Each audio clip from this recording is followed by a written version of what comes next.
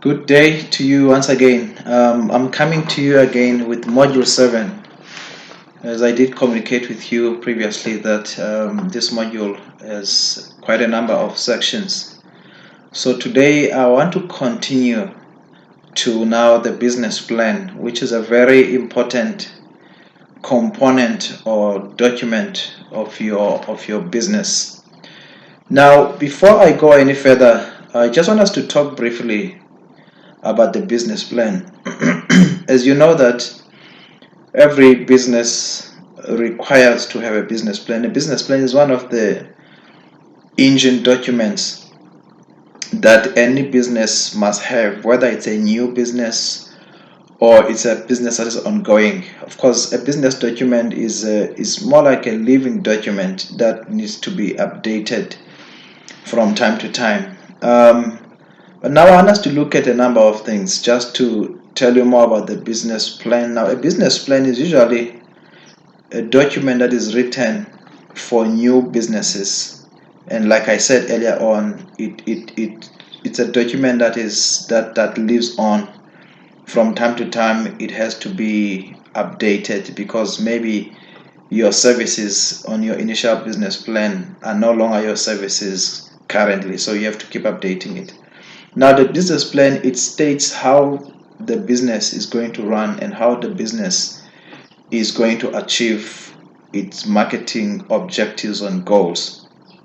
And of course, the business plan, it covers your financial planning. It does indicate how you plan to manage your finances as a business. Now, I want to talk to you just to give you some bit of an appetite about a few things that one can do in the industry. I'm sure you are asking yourself that maybe once I qualify as a sports administrator, what then can I do? Are there any opportunities there for me if I want to start my own business? The answer to that question will be a big yes.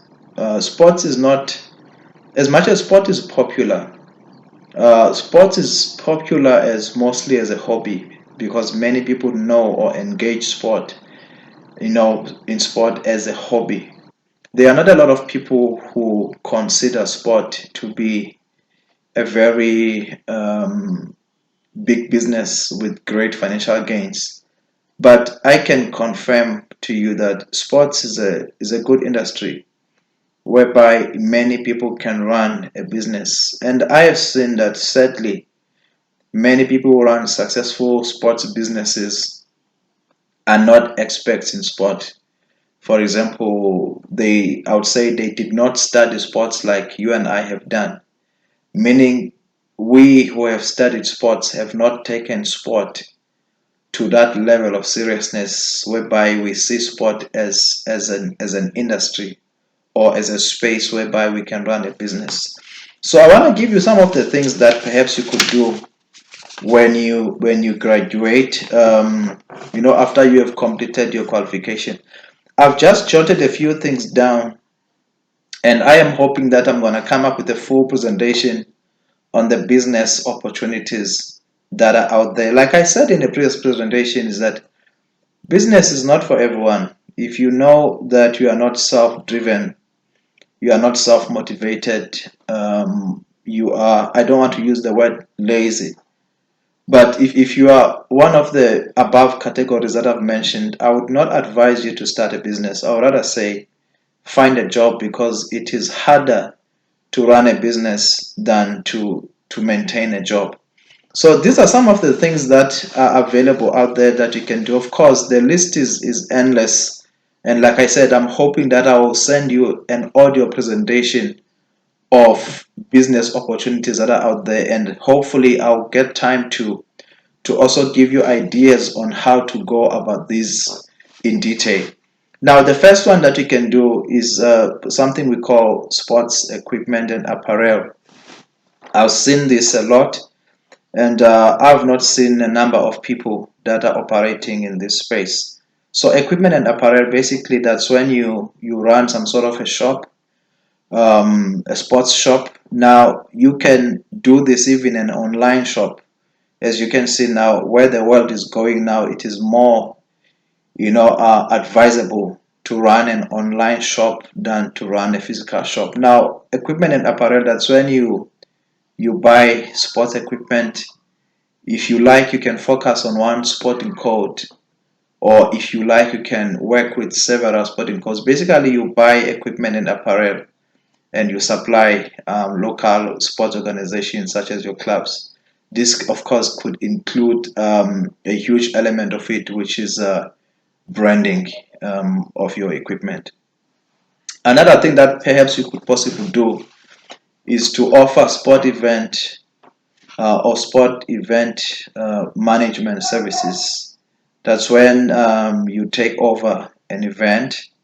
Let's say maybe in your city, the mayor is planning a festive event. So what you can do, you and your team can send a proposal to the mayor that your company would like to manage that event for them. So what you can do, you can start from planning all the way to implementation of that event till the end of the event. So what they do, they outsource, they give the whole event to you to manage and to implement, which is a very, very good business currently. The third thing that you could do is to outsource coaches. We've seen people outsource coaches to schools, especially the private schools. You can work with a wide range and variety of coaches around your area or your city. So what you do, you go to schools, especially private schools, or any school that could afford to pay for the services of coaches. So you can have coaches in your database, number of good coaches that you give to schools, meaning what they do, they pay you a fee per coach per hour, and you pay these coaches, meaning your company will pay these coaches. The same thing can be done for sport administrators. You can outsource administrators to federations, you can outsource administrators to sport clubs, meaning you can have a database of well-trained sports administrators who know how to run a sports office. Now, these guys, you can give them, they can be hired under your company. You're more like working as a sports administration agency, whereby you are paid a fee and then you pay them whatever fee that you have agreed on. The next one you can do, you can run basic courses. They don't have to be accredited. If you've got a company, you can decide on what is lacking on the ground. Maybe if you feel that people where you are, they lack sport administration skills, or they lack basic coaching skills, or they lack sport event management skills, or they lack sport team management skills, or they lack life skills, you can run these courses. You can develop your own manuals and advertise your company and come and train so that our people are equipped. The next one you can do, you can assist basically in what is called assist sport clubs with document development. Now what you do, as you know that a lot of our sport clubs don't have proper documentation to run. Some of them don't have constitutions. Some of them don't have even a template of the minutes to, when they run meetings, there is no template. There is nothing. What you can do, you can outsource your services. Maybe spend a week or a month with each club whereby you develop these documents and systems for them. Now, which leads us to the next one, which is the last business opportunity I want to talk about, which is called assisting. It's called fundraising. Basically, you assist clubs with fundraising proposals. That's why I'm saying this one, it links to the previous one, because clubs cannot apply for funding when they don't have documents. So what you can do, once they have documents, you can then come in and assist them. Of course, there will be your fee or your commission on this. Let's say if you assist a club to apply for lottery or Transnet funding. Now, if that funding is approved, you can have your fee. You can maybe charge them 10%. You can charge them 20%, which you can even charge them even for the proposal itself, provided that they are able to pay. So I will talk to you about this in detail later on. I just wanted to whet your appetite to say sports is not a dull industry. There are plenty of opportunities out there for you and I. Now let's move on to the business plan. I've just given you a background of the business plan, what it is and what it is intended for. Now, I want us to go on to a number of things. Now, the second thing I want to talk about is the main purpose of the business plan.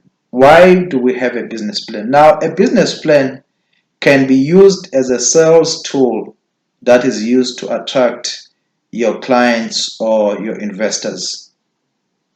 Once again, if you are applying for a business deal, some customers or clients, especially when you deal with big proposals, they might want to see your business plan, meaning your business plan must be in line with what you are applying for, what you are serving, or what your services and your products must also be on your business plan. And many investors, they look at your business plan to decide whether they want to invest in your business. Remember, you can have somebody who says, can I invest in your business? Can I buy 10% of your business? Can I buy 50% of your business? So what they do, they will request your business plan. If your business plan looks promising, remember, a business plan is more of a forecast of what you want to do. So they look at it. If it looks good and promising, some of them might say, you know what, I want to invest in your business, or can you even sell me your business because it's promising bright future. Now, a business plan can be used as a requirement for funding proposals. When you do funding proposals, one of the things that are often requested and required by the funders is the business plan of the organization or the club. A business plan helps identifying industry opportunities. Very important. And finally, it can be used for business continuity. Now, like I said earlier on, a business plan is a living document. It directs the organization on where to go. It needs to be updated from time to time so that it remains current. Now, I'll look briefly on the contents of the business plan. The contents means what must be on the business plan. When you are writing a business plan, which I believe is one of your key assignments that are very big, is to write a business plan. Now, let's look at the contents. Now, when you look at this presentation, you don't have to stick to this when you do your assignment. You can look at other ways. You can even look at other templates. Now, this depends on the line of business that you are perhaps doing. Now, the first thing you would look at when you write a business plan is your executive summary. Now, as you hear the word summary, executive summary can be a page or 2 pages of the business plan. Now, many people who are busy might not have the time to read through your 43-page business plan. They might say, send us a short summary of your business plan, which we call that an executive summary, meaning in a page or 2, you should be able to say everything or summarize everything that the business does. So, meaning you focus on key things such as your services and your products. The next one is your legal environment. Now, we're looking at details of any legislation, policies that the business must hold or operate under. Now, this is very important in a business plan. Every business must be compliant with whatever legal laws that you find in that space. The next one is the description of the business. This is very important on the description. Now, on the description of the business, you have to answer some of the questions I've written down on your slides. Number 1 could be, what are you selling? Now, that question, what are you selling? We are looking at 2 things that you can sell. The first thing you can sell is a service. I'm sure you are aware of the difference between a service and a product. And the second thing you can sell is a product. Now, let's look at a service. If I'm selling a service is something that is not tangible, but it makes all the difference. For example, if you are sourcing out coaches to private schools, that is a service, because coaches are rendering a service, meaning they are improving the standard of sports. They are not giving something that we can touch or see. So what they are offering a service. But if I'm selling sports equipment or apparel, I am rendering a product, because a product is something that you can handle. It's something that you can feel. It's something that you can touch. So I wanted to first clear off the difference between the two. So the first thing you have to identify here is the what. What are you selling? Be clear that these are my products, these are my services. The second one is, what are your operational hours? Where are you selling? What times do you start? Do you open at 8, close at 5? Is it an online shop? Because the people want to know, when can they come to your store, or when can they come to your shop, or when can they call you? The third one will be, where are your offices? Your office address. If somebody wants to visit the office, they want to come and see the products, where can they meet you? So all these things must be available in your business plan, and they must be, easy to locate or to see. The fourth one is, how different is your business from competitors? Now we'll talk about this when we are doing your SWOT analysis or your marketing plan.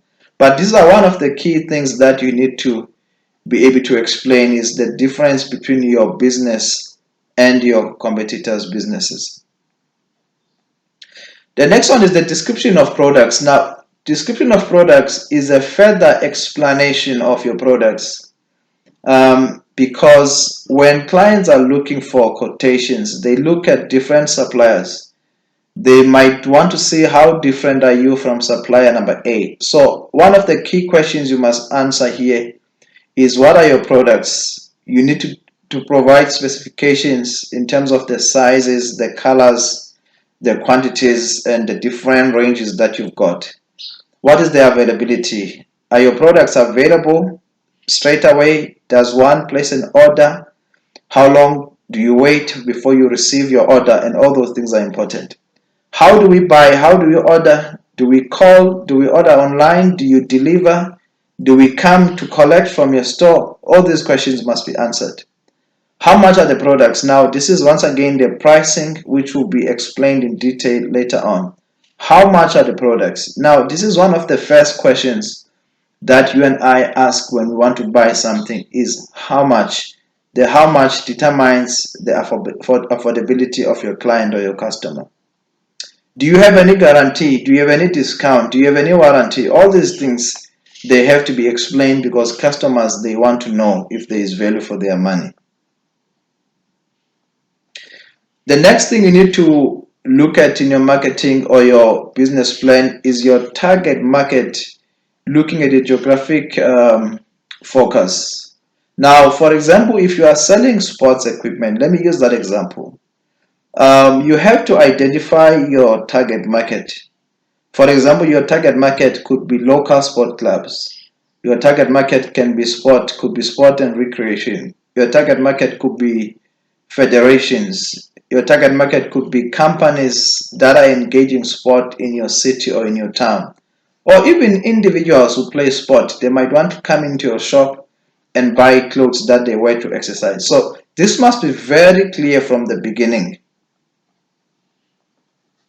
The competitor, we'll go into detail when we do your SWOT analysis, but I'll talk to you briefly about it.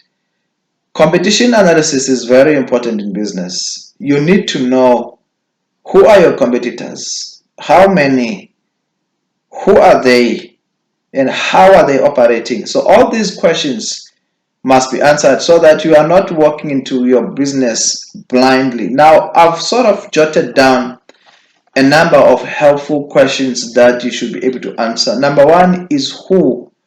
Who are your competitors, directly and indirectly? You have to know, who are they, what are they selling, how much are they selling it, where are they, and how different are they from you. All these questions must be answered. How are they running? What is their operational hour? How are they selling their products? What are their strengths?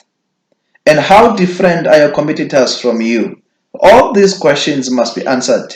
The reason behind all these questions is so that you become different. It's so that you become better, because if you don't know their strengths and weaknesses, you cannot beat them. The next important thing here is to conduct a SWOT analysis for your business, which is part of your marketing, which I'll talk to you about it later on. Now, as you all know, when you start a business, one of the key things is to do an analysis of your business. SWOT analysis, as you might know by now, that it stands for strength, weaknesses, opportunities, and threats. Now, if you run an organization, the first thing you need to look at are the strength of your business. Sometimes you may need to look at the strength of the competition so that you up the game. Some of the strength, now remember, the strength is anything that gives you a competitive advantage. What makes you better than your competitors will be your strength. Now, an example of a strength could be your pricing. It could be that your product or your services are cheaper. One of your strengths could be location. It could be that your business is located close to where people live. They walk, they don't have to catch a taxi to your shop. Now, that can be regarded as a strength. Weakness could be the opposite of the above. If your pricing is too high, your shop is too far from where the people live, or the location of your business is in a very bad area where people cannot get. Or one of the weaknesses could be the fact that you are new. Being new in business, it can become a weakness because not many people know about you. Because remember, for people to buy your products, you have to develop reputation. And once you have gained reputation, now they can trust you. That's why every successful business, you begin small by talking to individuals who might know you, and you use them to build up your profile for big clients. The next one is opportunity. Opportunity is basically your chances. What chances have you got? Yes, I've got new clubs I can sell to my equipment. I've got my friends who know about me. I can sell them my equipment. I've got local businesses, they can buy my equipment, they know me. I've got local schools, they can buy my equipment. I've got places where I'm coaching, they know me, they can buy my equipment. So all these things are the key questions that you should be able to answer from the beginning. Now the threats are any possible eliminations. People are likely to give you a hard time, such as the big businesses that have been there before you. These are your threats, and you have to be aware of them so that you can find ways to beat them out. The next one is the financial logic of the business.